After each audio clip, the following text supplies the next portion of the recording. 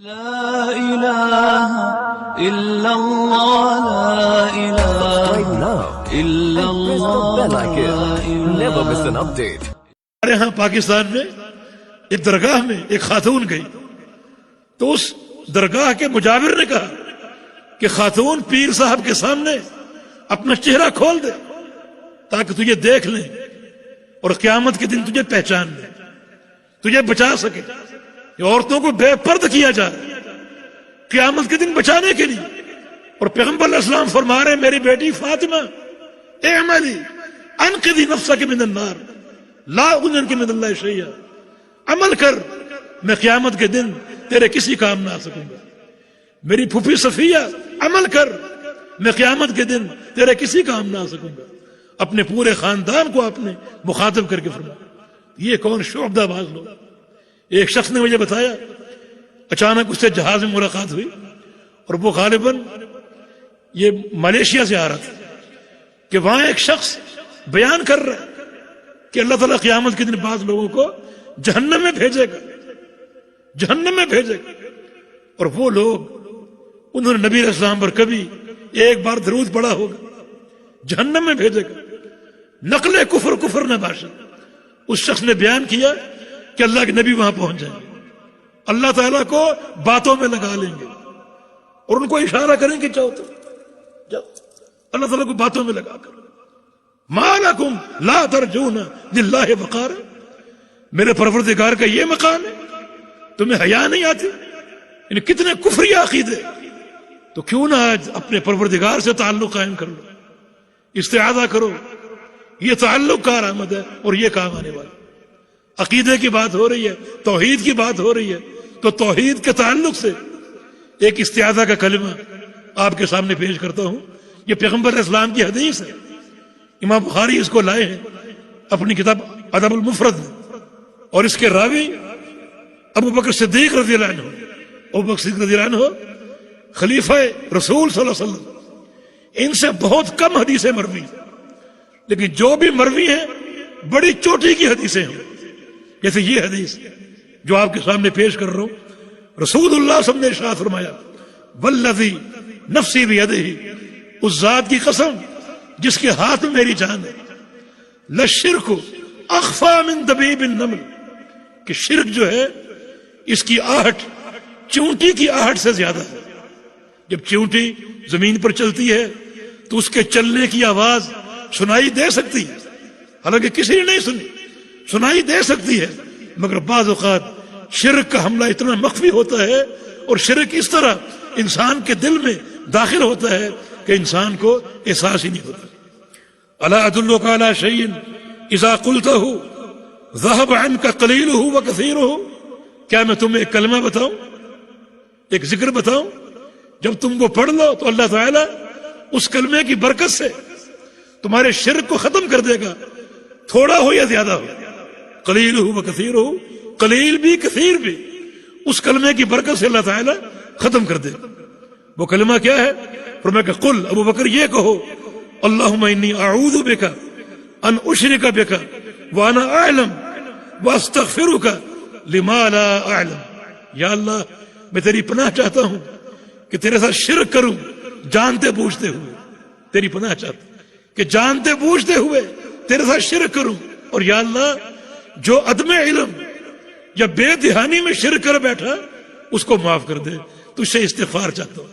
اگر جانتا بوجھتا ہوں تو شرک سے تیری پناہ چاہتا ہوں، اور اگر بے دہانی میں کوئی شرک ہو گیا تو اس سے میں استغفار کرتا ہوں، تجھ سے توبہ کرتا ہوں۔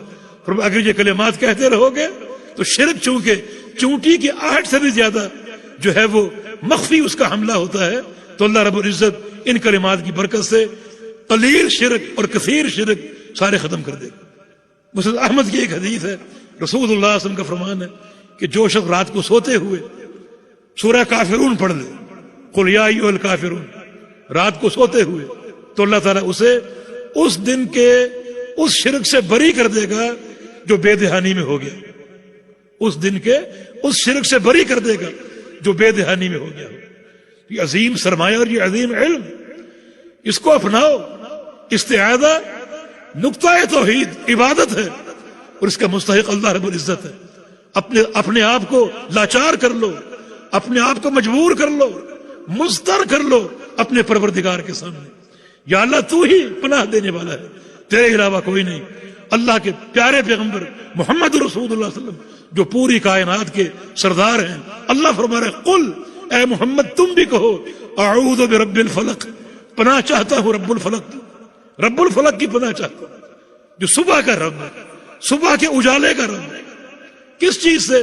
من شر ما خلق، ہر اس چیز کے شر جو اللہ نے پیدا کیا. جو بھی چیز کسی شر کا باعث ہے اس شر سے رب الفلق کی پناہ چاہتا ہوں. اور آگے کیا ہے؟ ومن شر غاسق اذا وقب، رات کی تاریکی سے پناہ چاہتا ہوں رب الفلق کی. جب رات آ جاتی ہے تو اس کی تاریکی سے پناہ چاہتا ہوں. کتنی عظیم یہ جو ہے وہ استعاذہ کی دعا ہے، کثرت سے پڑھو. نبی علیہ السلام کا فرمان ہے لم يتعوذ بمثلهم المتعوذون، پناہ طلب کرنے اللہ تعالیٰ کی، اللہ کی پناہ طلب کرنے والوں کے لیے سب سے بہترین جو پناہ کی دعا ہے وہ یہی دو صورتیں ہیں. ان جیسی اور کوئی دعا نہیں. رب الفلق جو صبح کے اجالے کا رب ہے اس کی پناہ چاہتا ہوں رات کی تاریکی سے. جب رات کی تاریکی چھا جاتی ہے تو پناہ چاہتا ہوں اس شر سے. ایک بار نبی علیہ السلام نے عائشہ سے کہا تھا استعیذی باللہ من شر ھذا، چاند کی طرف اشارہ کر کے، عائشہ اس کے شر سے اللہ کی پناہ طلب کر. مراد چاند نہیں بلکہ مراد رات ہے کہ چاند رات کو نمودار ہوتا ہے. رات سے اللہ کی پناہ طلب کر. رات کو کیا ہوتا ہے؟ رات کو بڑے مفاسد، بڑے شر.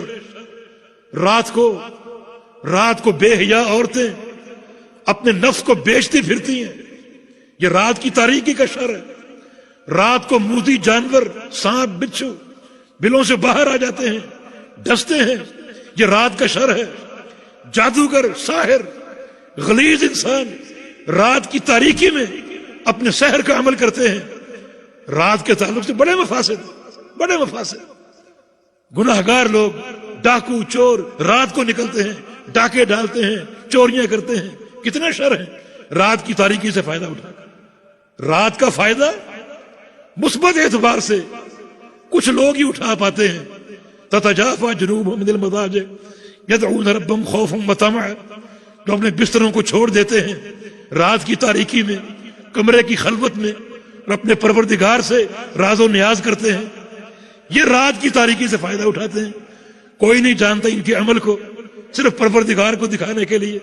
اللہ پاک فرماتا ہے فلا تعلم نفس ما اخفی لهم من قرۃ اعین، کوئی نہیں جانتا، فرشتے بھی نہیں جانتے، نبی بھی نہیں جانتے کہ اللہ نے ان بندوں کی آنکھوں کی ٹھنڈک کے لیے کیا کچھ تیار کیا ہوا. صرف یہ لوگ ہیں رات کی تاریکی سے فائدہ اٹھانے والے. تو ایسا رات میں شر ہی شر ہے. اللہ سے پناہ طلب کر. رب الفلق وہ صبح کے اجالے کا رب ہے. رات لمبی ہوتی ہے، بعض اوقات پریشان کن تکلیفیں آتی ہیں، رات کٹتی نہیں. تو صبح کے اجالے کا رب کہ ایک رب ہے صبح کے اجالے کا مالک، اس کے امر سے صبح طلوع ہوگی، روشن ہوگی. تو وہ ذات پناہ دینے والی، کیا کیا اس سے طلب کیا جا سکتا ہے؟ دنیا کی برکات، آخرت کی برکات. تو یہ استعاذہ کا باب بڑا اہم ہے اور یہ شعبہ بڑا قیمتی. ہم سب پروردگار کی پناہ کے محتاج ہیں.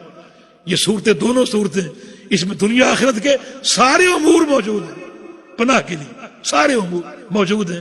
خوب ان کو پڑھا جائے. نبی علیہ السلام رات کو سوتے ہوئے 3 بار یہ صورتیں پڑھتے. مغرب کے